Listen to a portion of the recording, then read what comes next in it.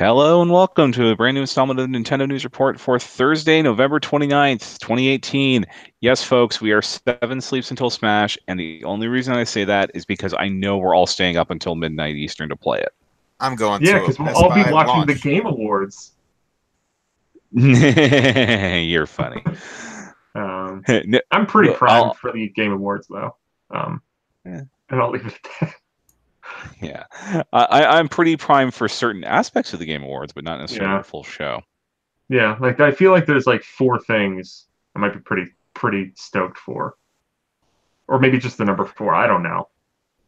Maybe they'll announce a new Smash character. Yeah, Pri- yeah. Piranha Plant Silux. and Oh, Silex. Yeah. I mean, Silex has to be a major part of Prime 4. I just I Yeah, just need yeah. I just want a Bayonetta update, honestly. I'd be good with that. Anyway, we are joined tonight by the boss, the man who will be not watching the Game Awards in full, Mr. Neal Ronahan. I will. I'll admit though. So I guess to give some background to at least I know Donald and I are on the same page of this.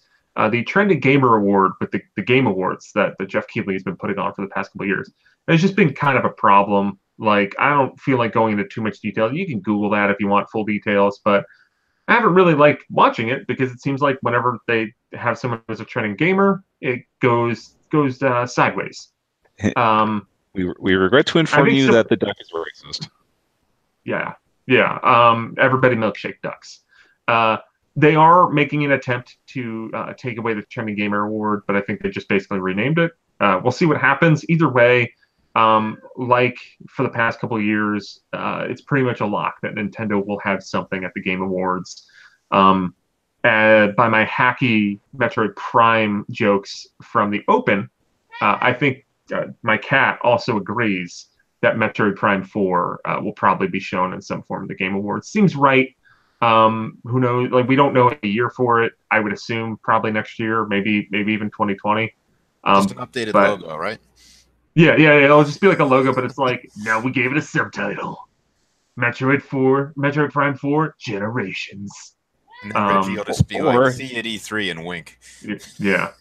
No, I think we'll actually get. It might be a pre-render trailer. Maybe it's gameplay. I don't know. I'm curious to see what the hell Metroid Prime 4 is. I And maybe we'll get something else, but I feel like Prime 4 it's a good fit for the Game Awards. yeah, it seems like the kind of game that would fly there. Although I do still hold out the hope that the four refers to the number of people that could be playing that game at one time. For Duration Force? Yeah. Yeah. And you will like Uh, it. yeah. It was a great It's game. It was a really good game. Maybe okay. I did at the time that Metroid Prime Federation Force came out. I might have said some things about how I was like, this is a good Metroid game. Um, Neal when that came out was dumb. It's not really a Metroid game other than the name. I think Federation Force is still solid. I can see if you were going there for a Metroid game, you would be pissed. And we had a long while without a new Metroid game. I feel like if we got Samus Returns and then Federation Force, the opinion of that game would be completely changed. Yeah. Probably still not super positive, but just like neutral. It does really give you the Prime feeling of movement, though. So Yeah. if you like that Like, but in a multiplayer, so I mean, Metroid Prime 4 showing up at the Game Awards seems to be the very prominent rumor and like expectation. Like that's where I'm coming from for it. Like how they did Bayonetta last year, I kind of assume that that might be how they do Prime 4. Where else do you think could show up from Nintendo at the Game Awards? Um, can I be that guy and suggest Donkey Kong, or should I say effing Donkey Kong? oh, I you mean, mean Donkey Kong Jr. out now, Arcade Archives? yeah, you mean Donkey Kong Country? I don't know what would be. So we had Returns, Tropical Freeze, um, Tropical Freeze Mystical. 3D. Donkey Kong Country Mystical Mountaintop. Um, I don't know. Uh, It would be really funny if after all these years, Retro's new game was just another Donkey Kong. It'd probably be a really good game, but it'd be really funny. yeah. I'd laugh. I'd be happy. And I'd be like a mixture of happy and sad because I want to see Retro do something else, but I really like those Donkey Kong games, so yeah. All right. Someone in the And chat said they want to see Fire Emblem Three Houses at the Game Awards. I feel like that's more of like I don't think Fire Emblem's crowd is necessarily at the Game Awards. I feel like that the crowd for Fire Emblem is a big old honking Nintendo Direct in January or February. I think it's more likely we see Fire Emblem Heroes Book 3 than Three Houses at the Game Awards, honestly. So with that in mind, I guess it's very unlikely. I still think we could Uh, see a new Smash character reveal one of the DLCs if it's in line if with the target for the people Yeah, watching. I think it kind of depends on how far along those characters are. There's been like noise from Sakurai that I guess like the DLC locked down a couple weeks ago, but like we don't know what state those characters were in. Like Yeah, we don't know I if there's think going to be a trailer, like a special like CGI type trailer for the new DLC characters, so they could have yeah. that ready. Yeah, like it would be opportune because I mean how we even started talking about the Game Awards was the Game Awards is the night of Smash. So probably by the time the Game Awards is over, you'll be able to get Smash Brothers. So it would be a really smart thing that if Nintendo's doing marketing stuff at the Game Awards to make people buy their new game, that would be pretty brilliant. Yeah. All right. And I suppose we should introduce the other person who you probably would recognize, but is Justin Berube. Yep, I'm here. I'm sorry for sending us down a dark Down path, a a rat hole, dark if you will. Samus path. Oh, It's okay.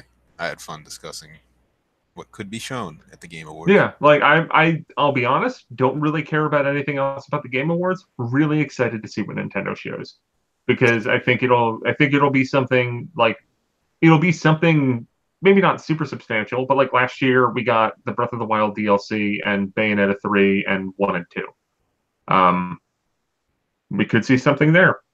I don't think it'll be anything out now. Smash Brothers literally comes out that night. Yeah, I mean, yeah. it's hard for me to really take the Game Awards too seriously when they gave Breath of the Wild Game of the Year, right? And also the fact that they're happening on December 6th, and what will probably be ending up as our Game of the Year comes out after the Game Awards. Like Yeah, like both Pokemon and Super Smash Brothers Ultimate are not nominees for the Game Awards. Thing if like so I think the cutoff, I don't know if they said it, but obviously it's sometime early November. But that'd be one thing if like they actually did recognize the games that came out in November, December the last year. Because for example, like Xenoblade Chronicles 2 didn't show up as a nominee at all, which okay, well one, I think for music, Xenoblade Chronicles 2 should totally be nominated and probably even win.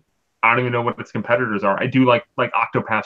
I think Octopath Traveler got nominated for a bunch of things. Xenoblade should be in that discussion, and I'm someone who didn't even really like Xenoblade 2 that much. No, the But soundtrack is incredible. Yeah, the soundtrack is a masterpiece. But like even just that game for best RPG, it should be in the conversation. And Or Torna. it's a failure of the structure of the Game Awards that they don't include games from 2017, even though the cutoff like should be like mid to late November of the year before. Yeah, because if you go by their logic, I guess Smash Brothers Ultimate cannot be eligible for any game in the game or any award in the game. Although Chariot Goblin in the chat does say that Xenoblade Chronicles X was nominated in 2016, and that would have been a December release. So I guess they've done it. I guess it's more like, why didn't you nominate Xenoblade Chronicles 2? People who were doing the nominees. Yeah. I wonder if a lot of them even Torna. Yeah. Check out Torna. Torna's got good music. And I still need to play that game because it's probably the Xenoblade Chronicles 2 that I wanted. It might be. Anyway. It's shorter Xenoblade. Yeah. Anyway, we'll probably have more on that next week once the awards have actually happened. But let's just real quick here. For first question, what'd y'all buy last week? with Black Friday, or Um, did or did I you have bought a some chance to get stuff. anything? I played a lot of Pokemon. That's what I did on Black Yeah. Friday. I like Let's Go. I don't know if y'all have talked about it yet, but I think Let's Go is a horribly broken game that I'm really enjoying. So, in other words, it's just like the game it was based on, because that is Yeah, also a horribly broken game. yeah. Except for Mewtwo this is forever. like I think that like Pokemon Red and Blue were broken in a like player unfriendly manner. Whereas I think that Pokemon Let's Go is broken in a player friendly manner. Like you can basically just take any Pokemon and just pump it full of candy until it can't eat anymore, and then you have like God Pokemon. And like And that's kind of funny. and Justin is living proof of that with his Mew. Yeah. Um, there is a tweet on Justin's Twitter account at King Nintendo Fan, basically showing what happens when you leave the same Pokemon in the Pokeball Plus for 4 days. Yeah. Yeah, and play with it quite a bit. But yeah, I maxed out how much experience I can get from pulling it back. I think I got over 100 rare candy, probably 120-ish Mew candy. It's insane. This if you have the Pokeball Plus, you have to just keep playing your Pokemon, and I recommend turn the sound off. I'm doing it right now. Might as well. Are you just doing that the whole time? Yeah, man. I just So like listen. Your Mew's going out for another Listen. walk? This is Pikachu now because I can't do too much Yeah. more with Mew. I want some Pikachu candy because I got the Pikachu version. But you can have it Okay. on, you have the light on, and you just slowly rotate the stick. And every once in a while, it'll have the rainbow flash. Just got one there, and you're basically leveling up your Pokemon, getting items. It's basically like a huge hack for the game, but it's a It's kind of legal like a hack. stress ball too. Like if you're at work, you can just have the Pokeball up to the side. Yeah, You know, like to think help of it. yourself calm down. I like to think of it as a modern fidget spinner. I like how a modern fidget Yeah, spinner, not like fidget spinners are already pretty modern.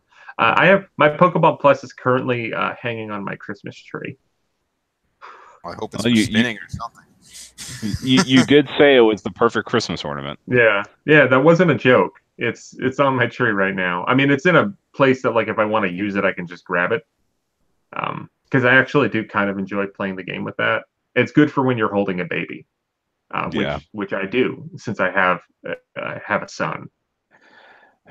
I was suggested to pick up the Pokeball Plus because it's supposedly the best way to do, if you have to do motion on the game, that you do it.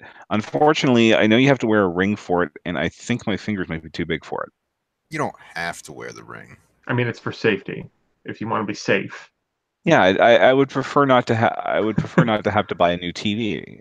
After Yeah. playing the game with motion controls and in handheld mode, I think I prefer handheld mode. It's a little bit more accurate to throwing those balls. I noticed a And lot of my throws miss. you can do the like the Ocarina of Time 3DS thing where you tilt the system to do it. You can also just use an analog stick.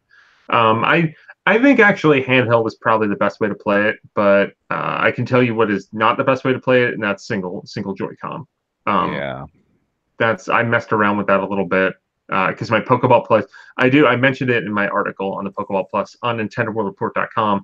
I think it does kind of a bad job of like communicating with you. Like I thought the thing just broke when in reality it had a low battery.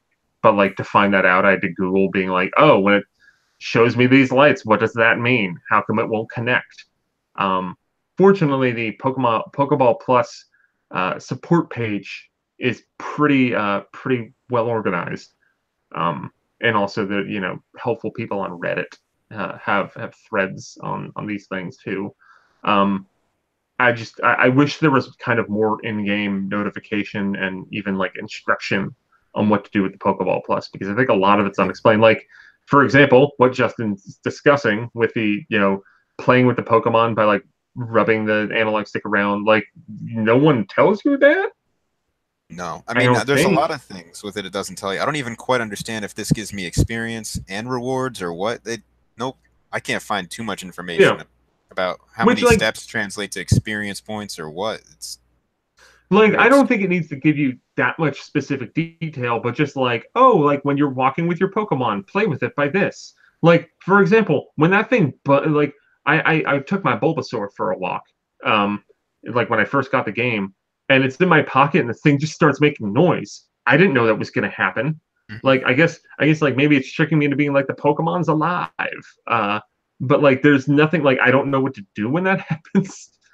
Yeah, you're supposed to And I like can see a press a little, button, I think, but also it yeah, doesn't even tell you how to turn the sound off unless you look yeah, yeah. online. That's another thing I had to look that up, and you can't turn the sound off on the thing when you're playing the game. It's like it's weird. Like I like it. It's a fun little peripheral, but it has a lot of stupid things about it. Did anyone find out what the And third button does, like the secret it's a button? factory reset. Okay. It's a fact. Yeah. So like you won't get Mew back, but it will like reset everything else. I guess so you can like pair it with another system or something. I don't know entirely why. I did find out it was a factory reset Yeah, button. because I pressed it before I even got Mew, but I was able to still get Mew. Matthew Kelly asks, "Is Pokemon Let's Go uses the USB controller such as the Nintendo GameCube controller?" I doubt it. Pokemon Let's Go only uses single Joy-Con, Pokeball Plus, or handheld. Yeah, Um, I even tried. I got so desperate I busted out my old Pokken controller. Didn't recognize it at all. Also yeah, made for a very nice freak out as somebody, as it dawned on a Game Informer writer this week on Twitter that, hey, none of these other controllers work. yeah, yeah. That's it. And when you're doing the Pokeball Plus, you can't even go back to the home menu. Like, Nope. You have to pull out a Joy-Con because there's no home button on the darn thing. yeah, yeah, because you can't turn on a Pro controller to do that, and you have to make sure you're on the right Joy-Con. Literally, the right Joy-Con, not the left one. Yeah, and I But don't like how anyway, you can't take screenshots unless you're playing yeah. handheld mode because of that. Unless you So, have like a Joy-Con off to the side, Yeah, which it's defeats the purpose of the cute little Pokeball accessory. But like, I get it, you can't saddle that thing with buttons, but like, I wish maybe even if it's a shortcut or something where like you hold both buttons and shake and it takes you to the home menu. Like, do something like that. Anyway, yeah. So just real quick as the initial question there, I asked about the Black Friday stuff. I went a little crazy, oh and no, in addition to buying a 400 gig memory card for my Switch, thankfully that was about $100. Let's see, dumb things I bought on the eShop on Black Friday: Tropical Freeze digital, really good Skyrim did, game. Not that's not dumb. Tropical Freeze is not dumb. yeah, and especially since I had the physical version previously, so I could just trade that in for eShop credit. Okay, Uh, no, that's questionable, but wait, but was it still, was the because physical yeah, version for Wii U? Or no, oh, no, it's on Switch. okay. Yeah, Um, And what was yeah? Because the discount for Tropical Freeze was real good, and I think it, that sale ended, didn't it? yeah, that ended yesterday at Okay. at noon Eastern, which unfortunately caught my roommate because he was hoping to pick up SteamWorld Dig 2, but just missed it. All Uh, right. So I'll, you got Tropical Freeze. That's a good buy, even if it's silly because you already have the physical version. let- there were some trade deals involved that helped me get the credit for this, so I don't feel Okay. too bad about it. Skyrim, Good game. Good the version. street, Good deal. yeah. See that mountain? You can play Skyrim on it. The Street Fighter 30th Anniversary Collection, Good collection. yeah. Mario and Rabbids Gold Edition, so that includes the season pass. Yeah, I haven't played the DLC or finished the game. Really like Mario plus Rabbids. It's just the victim of the fall where a million games came out on Switch. Yeah. I need to play the DLC. I beat the game. Reigns, Kings, and Queens, which I know James talked about on Radio Free Nintendo a couple weeks ago. You can also check out a video review on Nintendo Report TV, which is the channel that you're on right now, that I did a couple of months ago when it came out. It's real fun. Yeah, I mean it's like medieval Tinder in a Yeah. way. Yeah. There's also a Game of Thrones variant that I hope comes to Switch eventually. I've been playing that on my phone, and if you were a fan of Game of Thrones, which I would consider my like, I watched the show. I'm not super into it, but what they do with that game and like mash it up with Game of Thrones and kind of make it like make narrative sense is really really neat. Um, this was 66% off and just got updated, or I wouldn't have bothered. Runner 3. I'd be curious to see what you think. I know Zach revisited it recently after the update, and it seems like it corrected a lot of the issues that we both had when we first Yeah. played it. I hate played that game to like near 100% completion. I don't think I'm ever going back to Runner 3 because I got to a point where I'm like, you know what, I need to know. I need to know how I need to I think I got to like basically 95% completion in that game because I had to know. And what I found out is I did not like that game at launch. Bloodstained Curse of the Moon, which Yeah. more on Bloodstained later. Although I do appreciate the throwback to Castlevania 3 there. Shining Resonance Refrain. I clearly I must. forgot that you didn't review that because that's just such a game that you would have reviewed. Yeah.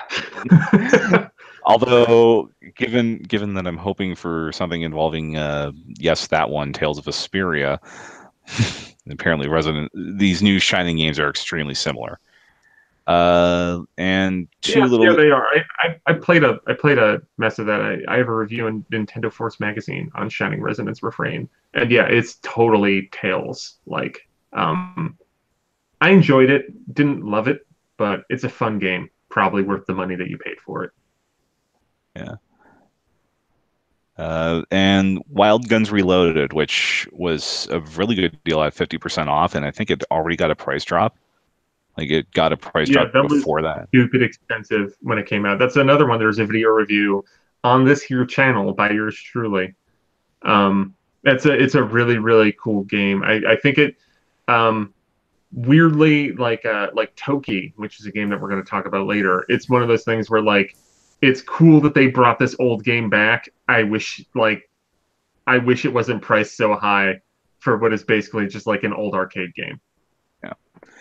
And finally, and the last thing I got off the eShop was Thumper, which I've had that on my wish list for so long. It's like, why did I not have that? I just That got is the an physical. excellent game. Just got the physical copy of that from Limited Run Games. Haven't tried it yet. Yeah.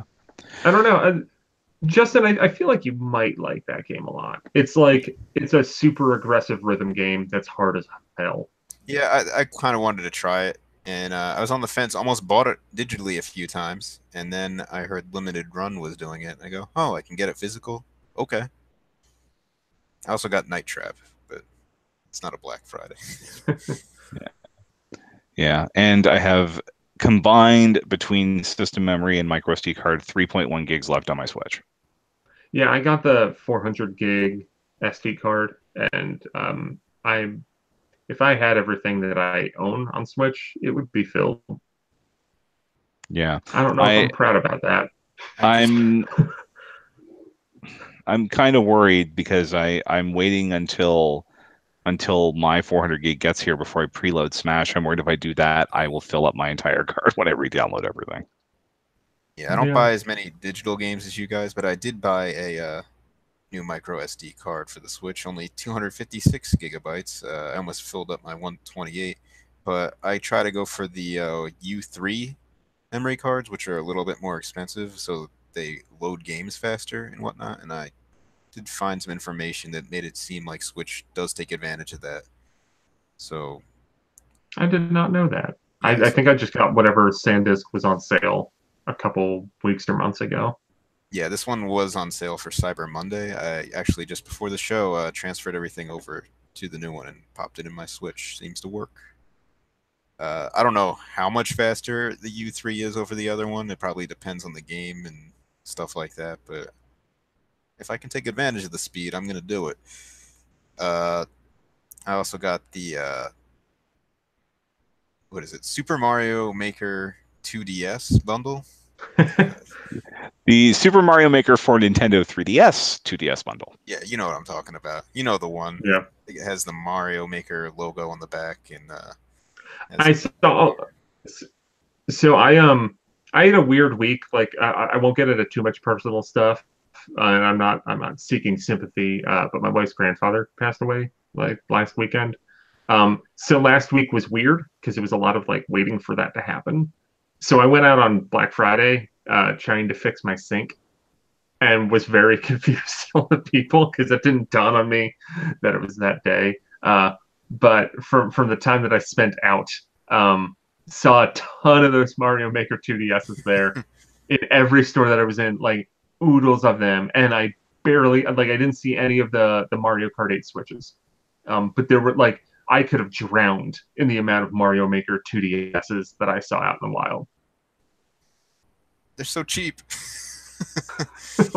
Like it's a pretty good deal for like a like okay, is the is Super Mario Maker for Nintendo 3DS kind of like silly and weird on that system compared to Mario Maker on Wii U? Yes. Yes it is. It's still a pretty good 2D Mario game.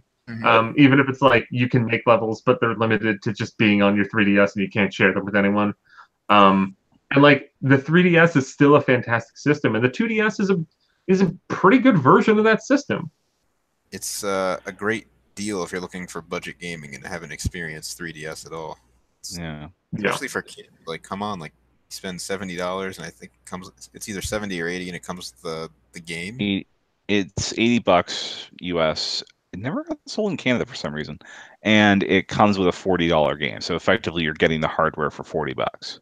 Yeah, it's insane. eShop stuff. I only bought two things. I bought the third Dylan game because it was 50% off on 3DS. That's a really good price for that game. Yeah. And what was that, like $20? Yeah, 20 something bucks. like that. Yeah, that's a really good game. I hated the first Dylan. Did not play the last Ranger, the second one, but I did. I reviewed the third Dylan game and was super impressed by it. Yeah, I remember It's that. one of those games that I think if it came out on Switch, we'd all be raving about it. But it came out on a system that no one really plays anymore or talks about.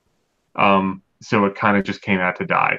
Yeah, and it was a really weird deal because the first two Dylan games were eShop exclusive and lower price, but that game got a physical release everywhere else but here, I believe. So when that $40 price tag was slapped on it, it was kind of a sticker shock because we've kind of grown accustomed to Dylan games being less money than that, especially if they're on the eShop only. So I think that really hurt the game, at least in this territory. I think it justifies the full price, honestly. Like it's a much bigger game than the other two Dylan games, and there's a lot more variety. It's got this like super weird Mad Max vibe to it that I'm really into. I look forward to hearing your thoughts on it. It's if I get around to Smash, really coming, enjoyed Neal. it. Yeah, I know. Maybe Dylan will show up in Smash. I'm hoping so because I got to do that interview with Tanabe Tabata and the director of the Dylan games. I do not remember his name off the top of my head. But I did ask about Dylan and Smash, and all three of them were like, yes, please. We want him in there. So I can only picture like Tanabe like bending the knee to Sakurai and just being like, please, sir, put Dylan in Smash Brothers. And like Sakurai's just like with the thumb, just messing with him. He might be an assist trophy. I'll check that now. But I also finally got around to getting Goner on Switch, which is a game I delayed getting for quite a while because I wanted all the features in it before I started playing. But yeah, that was on sale too, so I picked that up. And I think that's everything I got. I don't really have any Black Friday sales. I will share one of my friends he hasn't gotten a Nintendo console since the Wii. And he bought a Switch last week. He got the Mario Maker or the Mario Kart 8 Deluxe bundle. He also picked up a Super Mario Party in the Joy-Con bundle. So now he's got two sets of Joy-Con.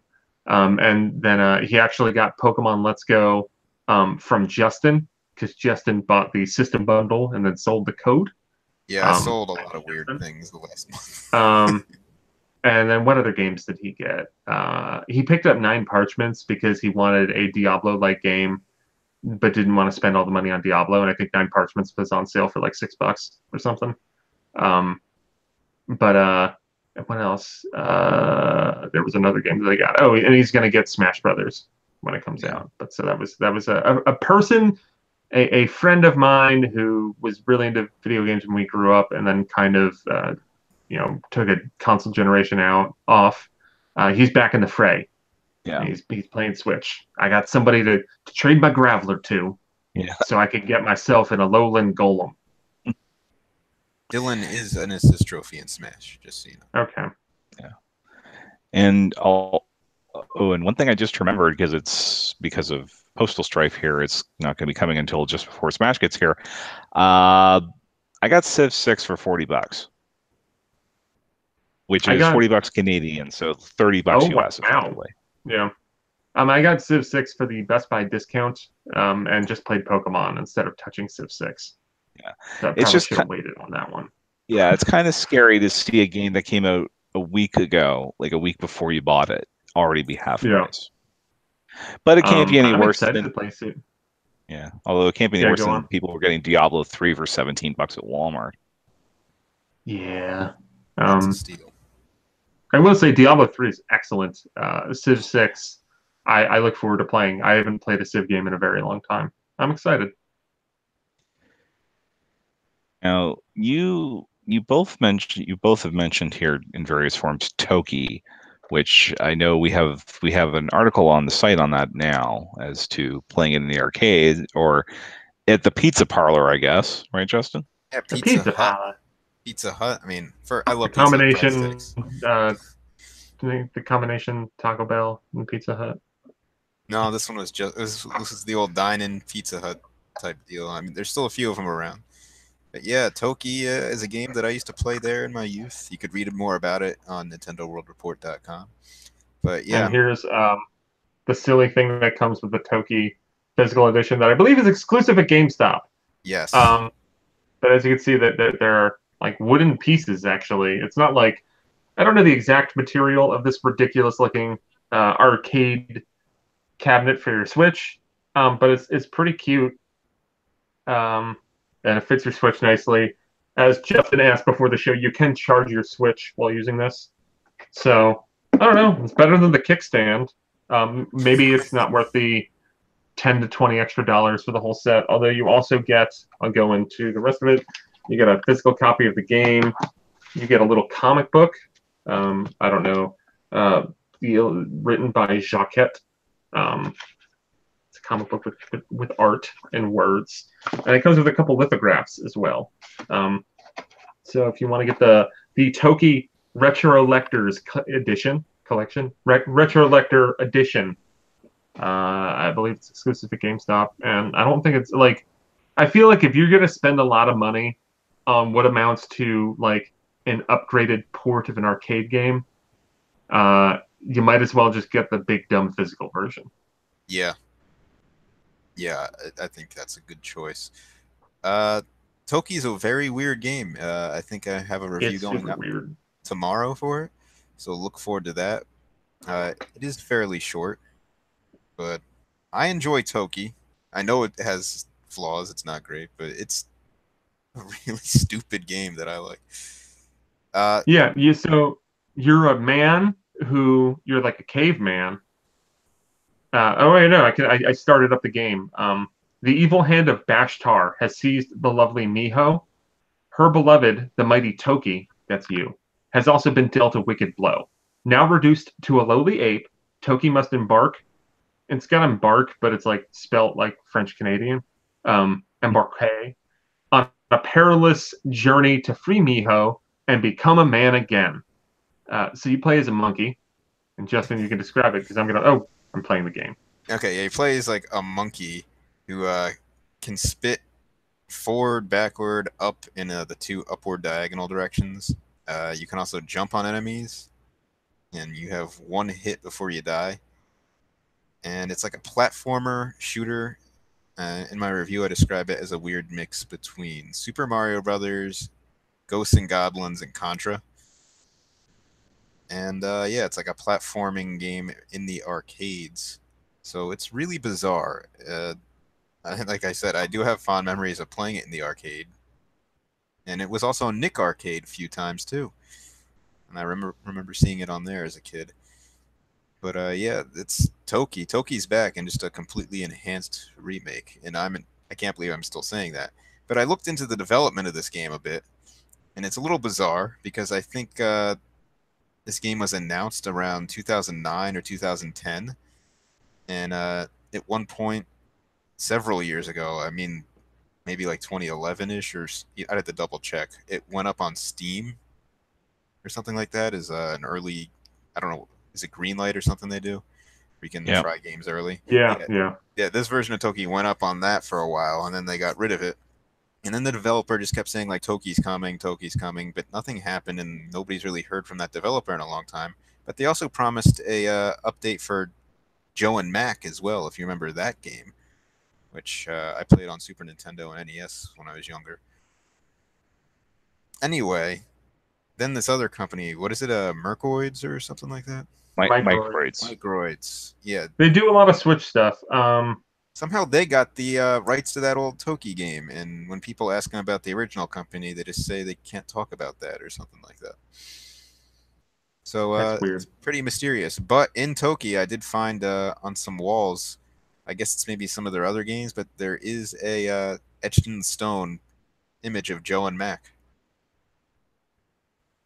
So caveman maybe it's ninjas. coming. Maybe you have to buy Toki in order to get Joe and Yeah. Mac. I wonder if it's coming or if they put that in when they originally developed this game all those years ago, and that's just a remnant for the old promise, or not. I mean, I'd love to see a remake of Joe and Mac like this. I don't care.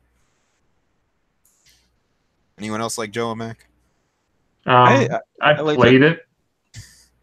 I liked it back in the day, and I could have sworn that was coming, but unfortunately, the Data East stuff would be coming from Flying Tiger and the Johnny Turbo series on the archives, and these are the same guys who used fan art for Bad Dudes in the icon, and I think they had a YouTube clip as one of their screenshots for another To be game. fair, they also gave us Heavy Burger, which is the stupidest thing.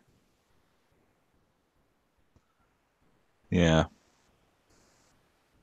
God, competitive Well, that's all I really have to say about that back. Toki. But, hey, look forward to the Toki review tomorrow, and maybe try Toki, but Mm, it is kind of expensive apparently. yeah, yeah. I think it's 30 or 40 bucks on the eShop. I know that the the Retro Lector edition is $50 at GameStop, which that's a lot of money. It's a lot of dosh. But the extra stuff does kind of help soften the blow. Yeah. All right. So, Neal, you haven't been on in a few weeks, and in the interim since you last joined us, you got to be one of the blessed ones who who got to play some Smash Brothers. Yeah, so I Any guess this is any now yeah, what? the embargo for this event was right before Thanksgiving. I think it was the 19th. I went to Yeah. the event like a week or two before then. Uh, so it's been a while, but Jared and I got to go to an event in New York City where we got to play a buttload of Super Smash Brothers Ultimate. Got to play World of Light, got to play the classic mode with only a few select characters, which was so like the characters we were limited to. It was Wolf, Captain Falcon, Rob, Mario, and Duck Hunt. Like why? That is the Um, most random collection I could think of. yeah, so I guess I'll start with that.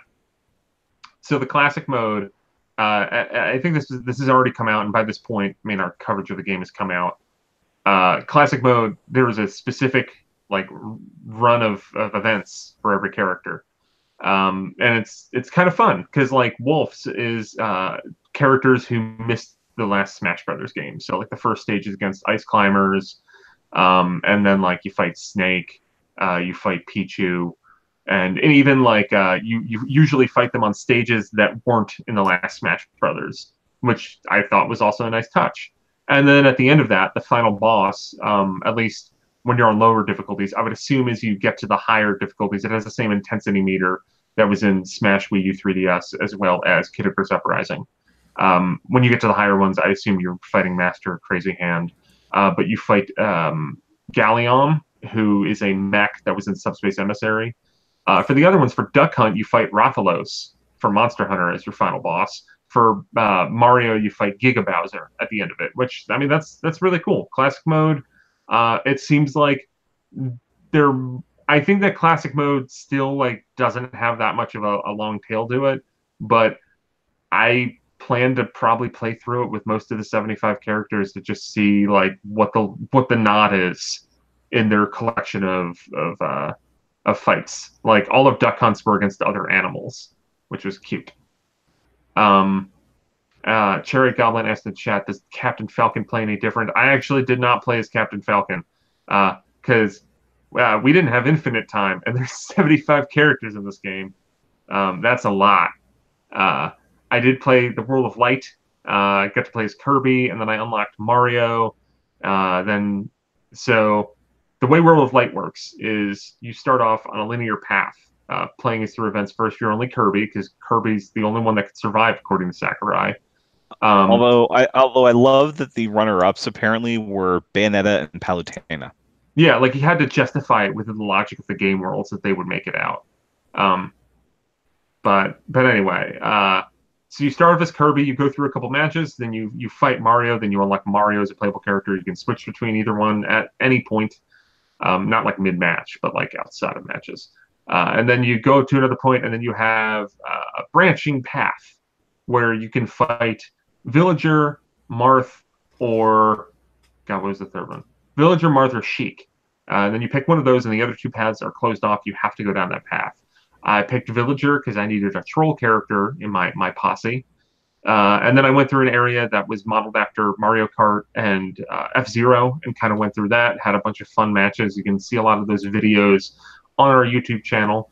And then I fought Captain Falcon, and then my demo with World of Light ended. But the coolest thing about World of Light and then the other single-player stuff, that the Spirit board, which is these event matches that are all really, really clever. Some of the ones that we have footage of, like there's a Mother 3 inspired one where you get a Salsa the Monkey spirit out of it. And for people who haven't played Mother 3, I guess those people that are trying to be good Nintendo children and not download a ROM and use the fan translation, even though that's probably the only way we're ever going to get to play it. But in Mother 3, there's a monkey named Salsa, who is represented in Smash Brothers by Diddy Kong, who is paired up with kind of a dude who, I don't know, looks kind of like Wario named Facade. So you have a match where you're fighting Diddy Kong and Wario, kind of fitting in with the theme of that character. There was another one where Tron from Mega Man Legends, it was Wendy Koopa representing Tron, and then a bunch of tiny Robs representing the Surfbots. And there's just stuff like that throughout all of these matches. It's almost like part of the fun of going through World of Light or messing with the Spirit board is just to see, like, what's the hook? Why is this representative of these characters? And I'm so excited to start messing around to just see all of the winking nods and cute tributes in this. Because I think, I don't know for sure, like, I know if you want to be a terrible human being, go look at all the leaked Smash Brothers stuff that's out there. I don't know how many spirits are in the game, but I'm pretty sure that there is an event match for every spirit, or close to it. And I want to see all that stuff. It looks great. I wish there was a way to create your own event type things to share with friends.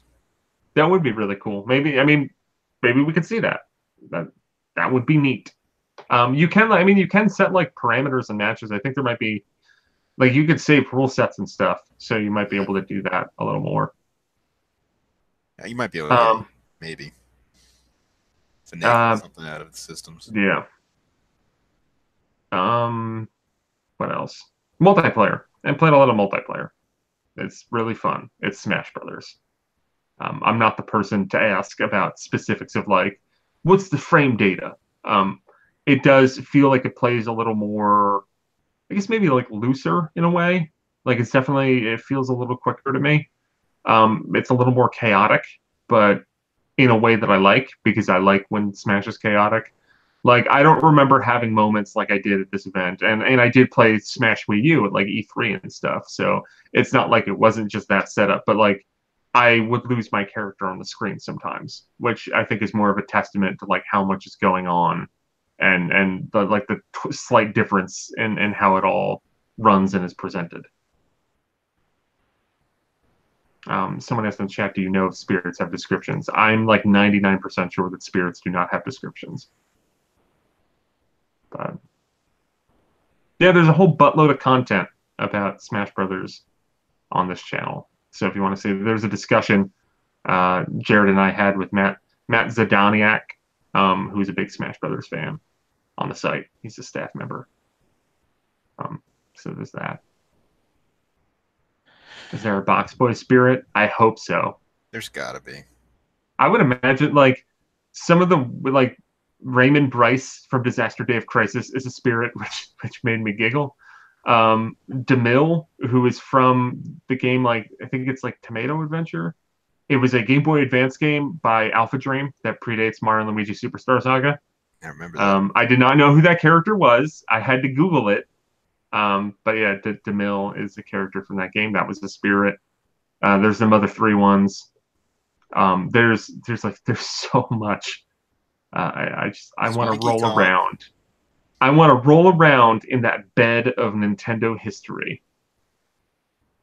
Yeah, there's a lot of obscure characters that even I don't really know because they'll take characters from games I never played, and not just main characters, obscure characters from those games.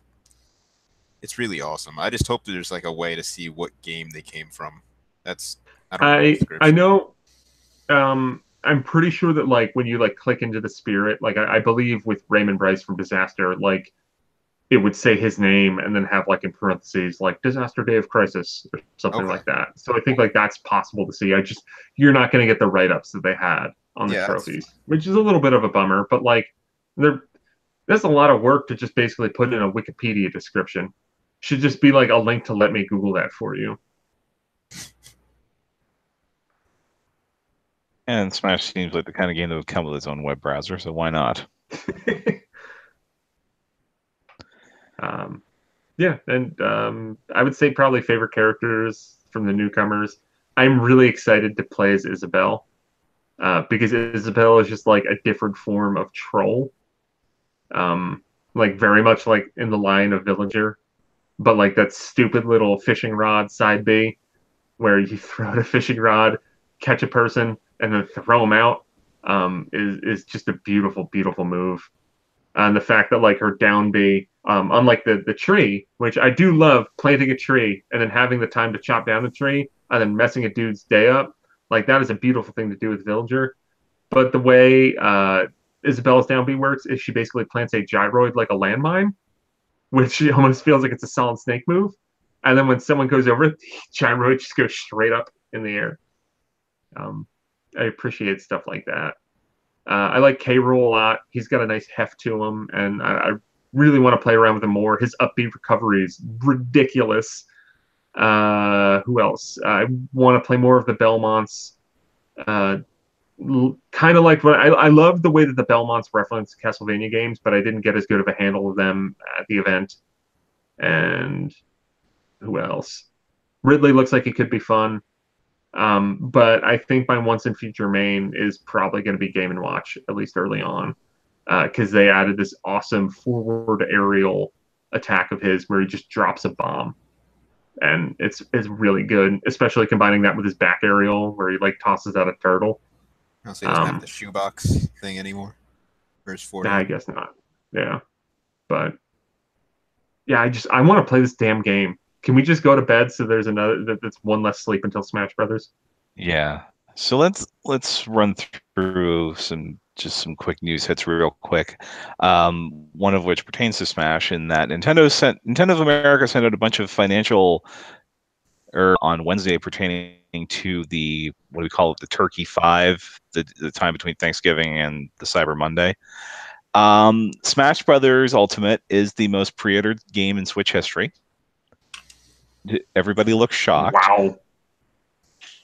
Although and it's also the most pre-ordered Smash Brothers game in history, so it's probably going to do better in its first month than even Super Smash Brothers Brawl did, which I believe might have pushed 1 million in March, as opposed to pushing probably way more than that in December. And they sold.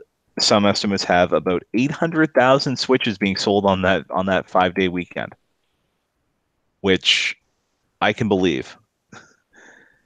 Like I They said, I still, know 2 people who are buying a Switch just for Smash Brothers so far, and I'm yeah, expecting that number to rise before next Friday. yeah, and you have to think that if they're selling 800,000 Switches in 5 days, but they had a Pokemon game come out the week before, it's going to be a very interesting sales report we get from NPD next month for November. And Let's Go Pikachu and Eevee were like the fourth best-selling thing on Black Friday, trailing laptops, something called Wall Surprise, and the Fingerlings. And and just running behind that was God of War, which was like $20 most everywhere. So yeah, Nintendo had a pretty good weekend. Yeah, I mean, good for Pokemon Let's Go. I think there's things to be knocked on in that game, but I think it's a really good kind of introductory Pokemon game in a way. And I'm very glad that we're getting a more traditional mainline game next year. But Let's Go does a lot of cool things. Yeah. I'm wondering what this is going to mean for December, because this is the month when Smash actually comes out, and if we see something along the lines of, a December 2009 situation where they sold 3.8 million Wiis. Like, is that possible to do nowadays, or is the fact that the system's still $300 for the usual bundle going to kill that? I don't know. Like, I do think that I think the price of the system kind of might hinder some potential holiday mega deals, because you do think that when the Wii $200 in December 2009. Yes, that was the first. That was the first Okay, holiday after the price yeah, drop. yeah. So like that's, I mean, I guess maybe accounting for inflation, maybe $300 is closer to $200 than we give it credit to be. But it does still feel like a disparity. Like I think just the Switch on a whole is a more expensive console to get into than the Wii was. Um, doesn't come with a pack-in game for one. Although I guess you can get, they did have that Mario Kart 8 Deluxe bundle, which I know a lot of people seem to get. Yeah, That at least Fortnite, in Neal. yeah, I mean Fortnite's free, Yeah, but like that's not a pack-in game. It Fortnite's is. really good. It's technically pre-installed in the system, so I guess it could be considered a packing game. Yeah, yeah. Um, but like I mean, I had that video a couple weeks ago when the Nintendo financials came in at the end of October, and I still kind of remain with that. Although I think so far Pokemon Let's Go is pulling up its end of the bargain. But in order to get to the expectations that Nintendo has for sales for the rest of the holiday season and into early next year, they don't have margin for error. So like Smash Brothers has to kill. Pokemon Let's Go has to kill. New Super Mario Brothers U Deluxe, when that comes out in January, that has to kill, or else they're not going to hit that 20 million now I, for I the fiscal year.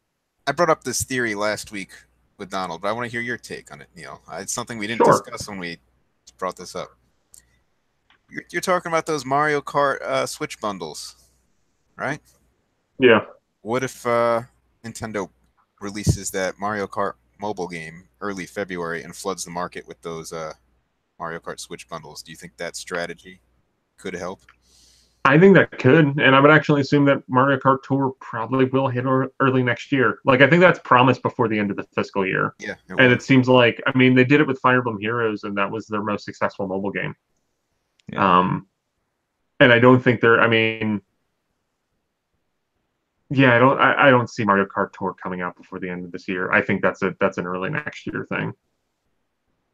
Um, but I mean, like I feel like in order to get to 20 million, there's something that we don't know of for early next year, which is totally possible. Like we'll see. That's kind of all we can do right now is we'll see. But step one for Nintendo to hit that number was Pokemon Let's Go doing very, very well, and they did that. Yeah. So yeah, Let's Go already at already over 1.5 million. And Nintendo tends to underestimate their numbers when they give their own based on their own internal tracking. Like the NPD number usually ends up being quite a bit higher. Like when they said like that month where they had 3.8 million Wii's, Nintendo's official statement was over 3 million, which we all thought, okay, maybe 3.1. Nope, 3.8. So we'll see how that goes. Uh, somebody was in a bit of a trolling mood last weekend as Eiji Aonuma was at a concert in Japan, and he started dropping hints that we could be seeing Skyward Sword on Switch before the not too distant future. Well, what exactly did he say? Like I believe the phrasing was like he was asked something about the Zelda franchise, like, don't you want to talk about Skyward Sword on Switch?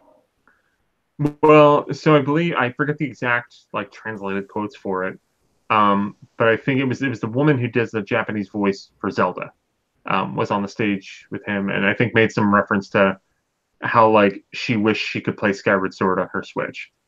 And then what happened later was she was asking Enuma some questions, and it was about like I think like the inspiration behind Breath of the Wild or something like that. And Enuma's response was, "Don't you want to ask me about Skyward Sword on Switch?"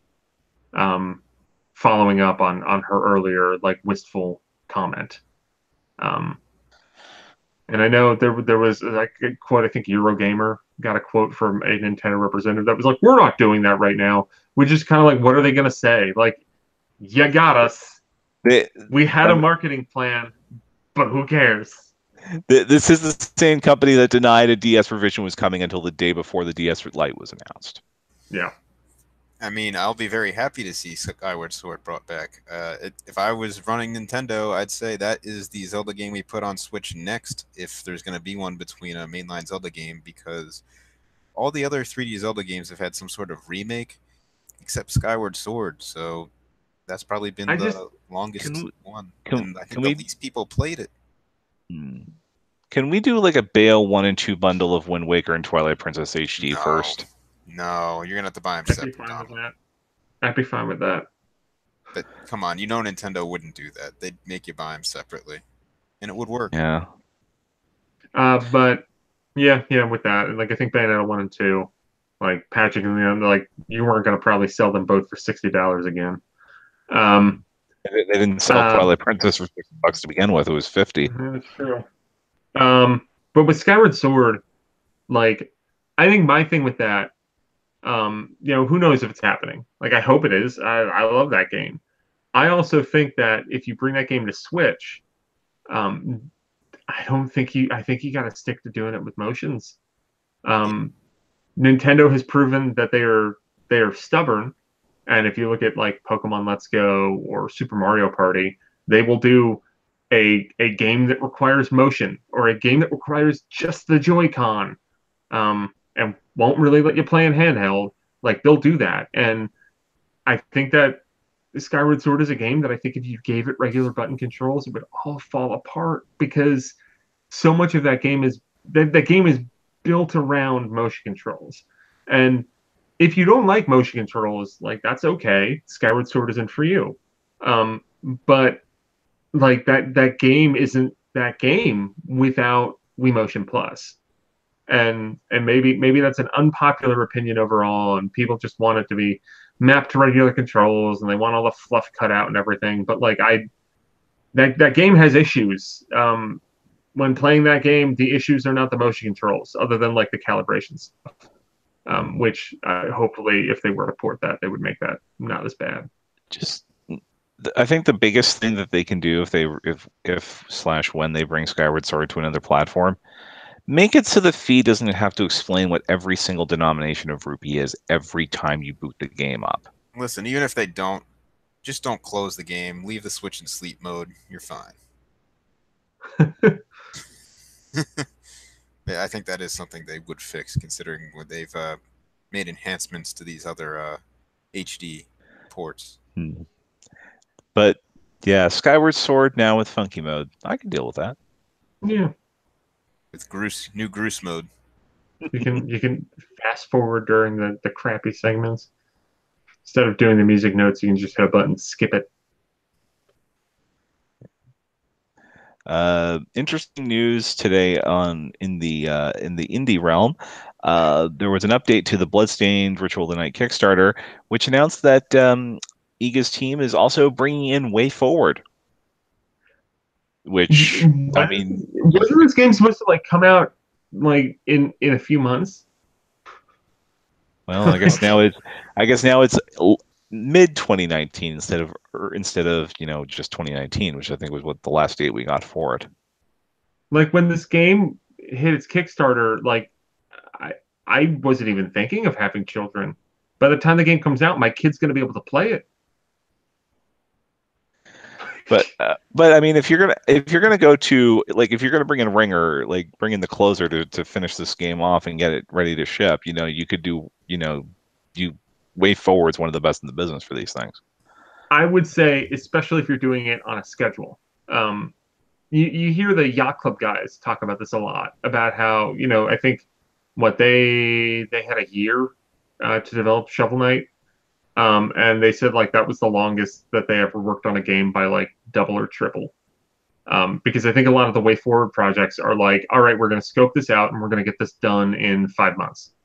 And that's I think how they've been successful for over 20 years, maybe 25. Way Forward's been around for a very long time at this point. Um, but like that's part of the reason is that they're very good at hitting deadlines. So I guess like the next time you hear a release window or a release date set, I would feel a lot more confident about it knowing that Way Forward is working on the game because they are good at hitting deadlines. However, everybody else related to I was going to say Kickstained, which I guess still works. Everybody else related to Bloodstained clearly has an issue with hitting deadlines. There could be external things that happens. Obviously, delays aren't the end of the world. Um, but if you're missing milestones, missing deadlines, and the game keeps on getting pushed back, like you're probably going to keep on doing that. Maybe that's why Way Forward's coming in to make sure that they're on track. Yeah, because I mean it's bad enough that they've already had to cancel at least one version of the game because of delays. But if Way Forward can get this thing out, let's say before E3 2019, that looks really good on them, and we finally get what a lot of people paid a lot of money to get. Yeah, and I will say this on the off chance that anyone with an overdue Kickstarter is watching at this point in the video, don't release a Wii U version. It's not worth it. You'll take a PR hit. Move on. I Saying that think honestly. I know there was someone recently who I think Batman Princess Madeline, is that coming to Wii U? that's coming to Wii U next year. Okay. Don't do it. Like, yeah, you're gonna hurt some people. Who the hell is buying new Wii U games? Like, who? I'd like to meet you if you're still buying games on the Wii U and playing it regularly. Because just get a Switch. It's a better Wii U. But if you are a company that had a Kickstarter and you promised a 3DS version of a game, it might be the year next year to finally deliver on that. Yeah, Mighty Number 9, 3DS, and Vita are never coming out. Ever. I was about to say, not that you're mentioning any names or concept. I didn't say anything. I just said if. Yeah. It's really a shame that Mighty Number 9 was such a tire fire. Because like I like Inafune was responsible for some good games, and now I don't know if I can ever trust the man again. You know Is what they Red should. Ash still happening? I don't know. I think they took the money and ran on that one. But what they could do with 3DS owners, I don't know about what they do for the people that backed for Mighty Number 9 on the Vita. Just send them a code for Mighty Gunvolt Burst. Yeah, they might have. Like, We'll call it, and you know what? You'll get a better game out of it. whatever happened to Red Ash? Now I want to know. Is like Inafune enter witness protection or something? Yeah, he kind of ghosted at some point. Like last I heard, like Concept got bought out by Level 5. Oh yeah. Developer Level 5 Concept is the name of the company. What's the latest in the development of? Oh yeah, there was the anime for the Kickstarter. Um, all right. Yeah. Yeah, I don't know what's going on with Red Ash, and I don't care. I'll be honest. Yeah. Yeah, I Bloodstained, I love the 8-bit version. So go play that if you really want that game and you haven't. I know I know that you like it a lot, and Donald, you bought it. I was a little disappointed in that. Like maybe it's because I went into playing it with everybody hyping it up that like I just thought it was okay. Maybe. Um, I like that style of Castlevania game though. That's more level based, so over the exploration ones. The yeah, Metro. like I mean, I like Super Castlevania 4 a whole hell of a lot. But I ultimately prefer the Metroidvania style of Castlevania as opposed to the linear one. Well, that would explain it then. Yeah. And final story that it is really important, although it doesn't really affect us very much as a Nintendo focused YouTube channel. Nintendo has announced that the controversial Nintendo Creators Program, which basically gave Nintendo a cut of pretty much everything, that would go up on various websites, is being scrapped at the end of the year. The site will close down in March. And yeah, you can now monetize through YouTube, Twitch, and they are not going to care. And That's cool. they've basically allowed Let's Plays as long as there is some sort of commentary with it. So they're just like every other company on who has their games being uploaded to YouTube and Twitch. Or Yeah, it's welcome to 2018 Nintendo, or maybe welcome to 2013. I don't know. So basically, you can monetize Nintendo videos now. Is that how it works? yeah, Yes, the only thing that they will probably claim on, if necessary, is uncommentated direct gameplay. So as long as there's some sort of creative element in it, you'll be fine. Couldn't you argue that the skill in the game is more creation? well, then you're just Oh, adding your own grunts. Ooh, ooh, ooh, ooh. Need some like Donkey Kong noises. But yeah, I would argue that there's also an art in the gameplay, or it could be considered like you're teaching people how to play the game by showing them how to do it. You know what? Start making some pro tips videos, Justin, and then we'll talk. We'll see what happens. Put them up there with just your skill doing the talking. Yeah, And just then if my it gets like content ID, you can just be like, "Yo, but this is my art." well, when videos of us playing Smash Brothers go up, you're gonna have that. Yeah, we will have your art. And look at how he handles Nana. I don't need to handle Nana. She takes care of herself. That's the beauty of it all. yeah, I might have to save so her from falling in a pit a few times, but that's how it yeah, goes. God, I can't wait to so play Smash Brothers. Ice Climbers are back, baby. Woo! and pretty much all we need at this point is like some sort of way to stream directly to YouTube or Twitch built into the Switch firmware, which I'm sure is probably coming in like firmware 14.0 or something. Yeah, like I feel like they'll build to that, but like I don't know, they're very slow with their firmware. Um, Well, they have that you app know, coming it's to the been phone, right? That we can save. yeah, Maybe you could take yeah, you those can do saves from your phone and the upload those to replays. Yeah. Um, at some point we're gonna have to talk about how the Switch firmware is still kind of shitty. Where's my freaking It's folders? folders, it's please. basically exactly what it was when it came out, which like okay, what it was a bare bones workable system. But like it's barely had any like we got video capture. That was it. Like yeah, folders would be godsend. Themes would be cool. It's just like it is simple. I'll give it that. But No like badge arcade. No, bring Badge Arcade. no, I don't. love Badge Arcade. There's a Badge Arcade assist trophy. When I played Smash Bros. It happened and it was the best. That's the And then I true got picked up villain. by the crane and died and it was terrible. Badge arcade is the biggest The bunny is the biggest villain in Nintendo history. Yeah. I don't know. I would go with Anna, but Anna should get an assist trophy. Anna should be a playable character. I'm sorry. I mean, that too. At, But at the very, if Lynn's just an assist trophy, then you know what? Who from Fire Emblem deserves to be playable character if Lynn's an assist trophy? uh, can I say Celica still? I'll beat Yeah, that. Celica would be real good. I will beat that drum until they announce the Three Houses characters as Ultimate DLC. Anyone Yeah. with a sword should be playable.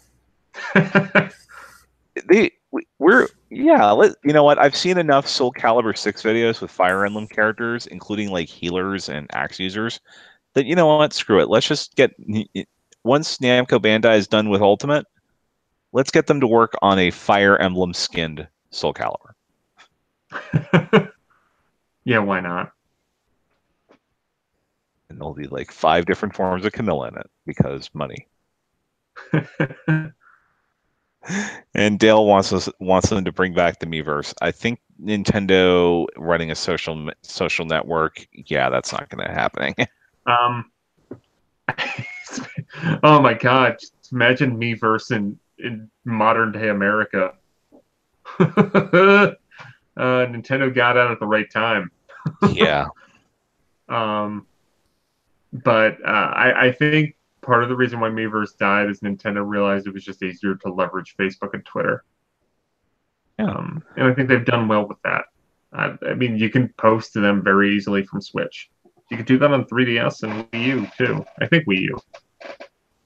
There was the image share, which I think both of them Yeah. got access. It was Yeah, like web-based. Yeah. All right, but if we're calling for the heat death of Miiverse again, I think it's time to wrap this up because it's also after midnight for me. Yeah. Yeah, I'm getting tired too. I don't have the longevity that I used to now that I have a child. He makes me tired. He wakes me up early. He sleeps through the night though. I'll have him on one time. He can tell you his opinion of watching Dad play Pokemon. You gotta learn to Smash Brothers. It'll be incoherent, but you know he's making noise, he's squawking. I will say so. For some reason, a buttload of other games are coming out next week. From those games, are there any that you're excited for that are like coming out in early December? Guacamelee 2. Yeah, it's coming out December 10th, right? Yeah, so it'll be after Smash, but yeah. Yeah. Yeah, no, that still fits within my nebulous early December thing because I find it weird that like there's a bunch of games that I want to play that are coming out right around Smash Brothers, and like I'm a sap, so I'll probably wind up getting a lot of them. I know for me, Katamari Damacy Reroll is coming out the same day as Smash Brothers. Yes. And I think it's kind of tragic because I don't think that game's going to sell well compared to Smash Brothers, but I'm so glad that game exists. It's like I think there was a DSiWare Katamari game that might have never even come out. Might have just come out in Japan maybe. But like Yeah, sounds right. This is the first mainline Katamari game on Nintendo systems. It's been well over 10 years since the series debuted on PS2. This is like it's so perfect to have this on a Nintendo system because it is like kind of like weird level of Nintendo quirk. And it makes me more excited for the creator of Katamari, Keta Takahashi, his new game Watam, which I really hope comes to Switch. Originally, I think it was a Sony published game, but then Sony dumped it, and then Annapurna Interactive picked it up. I think it's slated for PC and PS4 right now. I'm still hoping to hear that announcement of a Switch version, but I love everything that dude makes, and I'm happy to see his first game, Katamari Damacy Reroll, come to Switch next week. How about you, Justin? Or is your answer just Toki? My answer is going to be Toki, but you gave me the review code for that, and I already Yeah. played it, so it became for me a late November game, which is good because I have a feeling once Smash Brothers comes out, I'm going to be playing that game a whole lot. I'll just like there were the Monster Boy and the Cursed Kingdom comes out next Oh week. yeah, That game looks fantastic. I want to Battle try that. Princess Madeline looks interesting. Um, I'm trying to think of what else.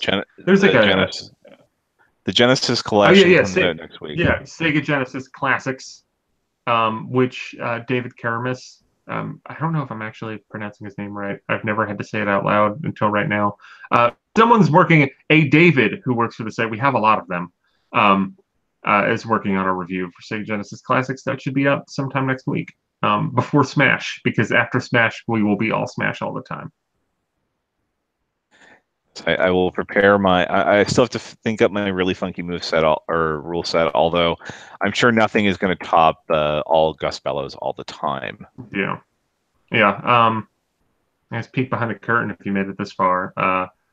We're thinking of kind of regular Smash Brothers video features. One of them is we come up with a dumb rule set once a week and experiment with a match from it. Which like I don't know, give me low gravity and like one particular item that makes it stupid. Um, just have hell where it's just lots of items and all of the S flags, um, which I think actually I'm trying to think of who I was playing with. It might have been Matthew Zadaniak that I played when Smash Wii U came out, and I wound up in a match that lasted for like a half an hour of just all S flags. So like basically everybody lived forever. All S flags It on was, Hyrule Temple. I think that's what it was. But it was like after Oh, like I basically was like, well, this is stupid, and sat there for a while. And at a certain point, I'm like, yo, I gotta go to bed. Like this is going on for too long. Um, so yeah, if you have any really dumb Smash Brothers rule set ideas, let us know, and maybe we'll workshop it and come up with a fun little video. I got one for you, Neil. What For do you- glory. No, it's a dumb rule set. Pokeballs only, Pokemon Stadium. That's good, Donald. You could have said that on the show. All right, well, I want Pokeballs and assist trophies only. 8 ice climbers, and And to see if you can break the game. I want to see the game. I want to see my Switch just start shaking in the dock. it, So because I am but me. We did it. Well, we actually did have because And online. when when Jared and I were recording our multiplayer footage for Smash Brothers, we first got on a kiosk that two people were there and they were playing with no items. So it was like, oh, you know what? We'll get a couple matches with no items and play with these guys. I know when we got control of the TV, we turned on items on very high, which Oh, so there's a match. I think it's I know it's K Rule and Daisy. I was playing as Daisy on it. I forget what level it's on.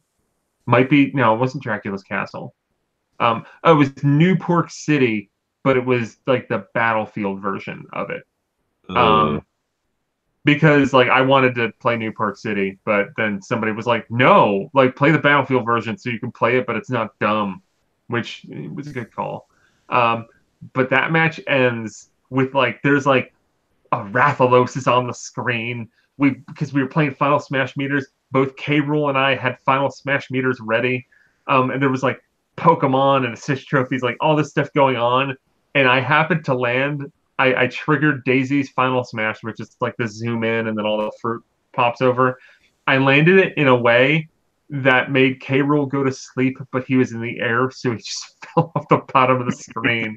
yeah. But it was just total mayhem. Like I didn't even realize. Like I was just like, oh, I have a Final Smash, gotta use it, gotta use it. Did not like that wasn't planned. It was just because so much was going on the screen. I heard that's a Um, broken final smash because if they're off the edge and you use it, they just fall asleep and die. yeah, yeah, like that's what happened. Yeah. Which like that's really good. But yeah, I want to play Smash Brothers, guys. We should do that next week in about a week and a half an hour. I'm going to the Best Buy midnight launch, so Woo! gonna get my amiibo, my Smash. I'm gonna buy the Japanese version when it comes out so I can play it as soon as possible. So I won't play it by now. I'll Maybe I'll be just come over to your house. I'll be that guy who just I'll go into the shop sometime during the day after I get my memory card and be like, yeah, let's go buy Smash. I am after Smash. I'm like 1,000 points away from having a family plan renewal on gold coins. It's awesome. It's probably a better idea to use it on that because you don't get gold coins for that. And if you buy games, I think you reduce the number of gold coins you'll get. I Yeah. think that is true. I don't think you can really double up. But then I'm good for online until September 2020. All right. But anyway, let's get our plugs in here. Of course, here we are live every week on YouTube. Sometimes I'll drop some ideas into the chat room. Just keep an eye on our Twitter at Nintendo_NWR for information as to when we are going live. Of course, the mothership is at NintendoWorldReport.com. We will have Justin's Toki review tomorrow. We've got a whole bunch of other reviews this week and a full rundown of all the Nintendo financial stuff that we talked about earlier. Do you want to support the site? Supports us, patreon.com/NWR, where there will also be a rough cut of the audio version of this show, which you can get on iTunes, Google Play, or in the podcatcher of choice. And if you want to follow us on social media, Justin is at King Nintendo Fan. Go there for all your obscene amounts of Mew candy. Neal is at Enron10, the leading Twitter account for the Fire Mike McCarthy campaign. And I'm at NWR Donald. Thank you very much and have a good night. Bye. Good night.